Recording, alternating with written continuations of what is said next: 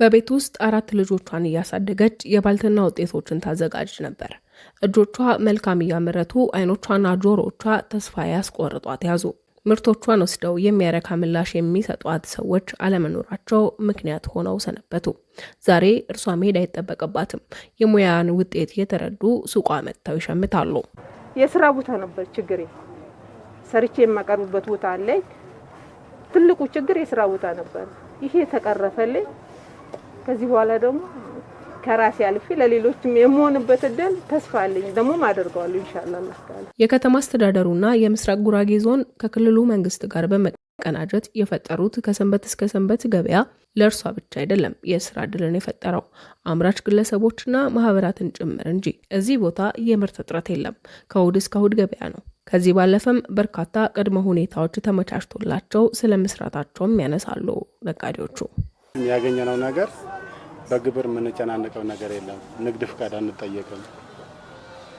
የተለያዩ ነገሮች ማብራት አለ፣ የውሃ አለ፣ ሁሉ ነገር ንግዶች ራሳቸው ችለውን ያን ነገር እኛ ተጠቃሚ አድርገናል። ያው ብዙ ደንበኞች አፍርተናል።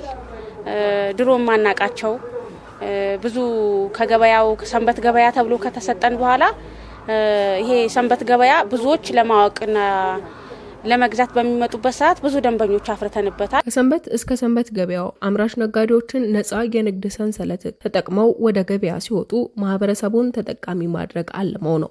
ይህ ደግሞ ምስክር አለው። እነዚህ ቅናሽ ስለሆነ እዚህ እንመጣለን።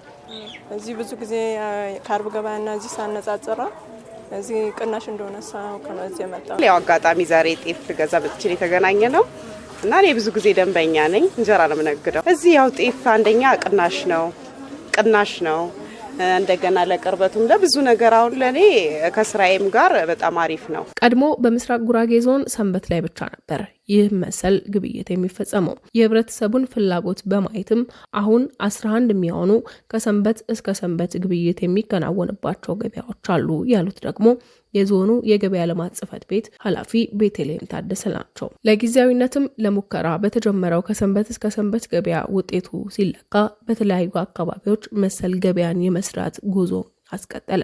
በክልሉም ትብብር መሰል ይሄ ገበያ እንደዚሁ ሳምንት ሙሉ አገልግሎት የሚሰጠው ገበያ በጋራ በጀት በመያዝ ግንባታ ተጀምሯል ማለት ነው። ከተማዎችም ወረዳዎችም ያሉን ገበያዎች በስታንዳርዱ መሰረት ለማህበረሰቡ አገልግሎት እንዲሰጡ በስታንዳርዱ መሰረት ስንል በዋናነት ሁሉም አይነት የምርት አቅርቦት እንዲኖር ገበያው ምቹ እንዲሆን የምርት ጥራት ላይም ችግር እንዳይኖር ጭምር ለነጋዴውም ለሸማቹ ምቹ እንዲሆን ተደርጎ መስራት ነው። እነኚህን የገበያ ስፍራዎች ለመገንባትና ነጋዴውን ከጫና አላቆ በአነስተኛ ዋጋ ምርትን ለሸማች እንዲያቀርብ ባለድርሻ አካላት ጋር በቅንጅት ስለመስራታቸውም ነው ያነሱት።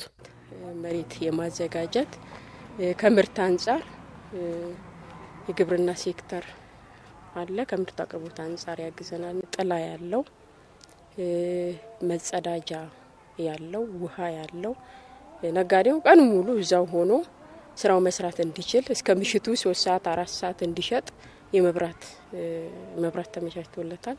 ውሃ ተመቻችቶለታል። የንግዱ ማህበረሰብ አምራቹም አቅራቢውም ተጠቃሚ ነው ማለት ነው።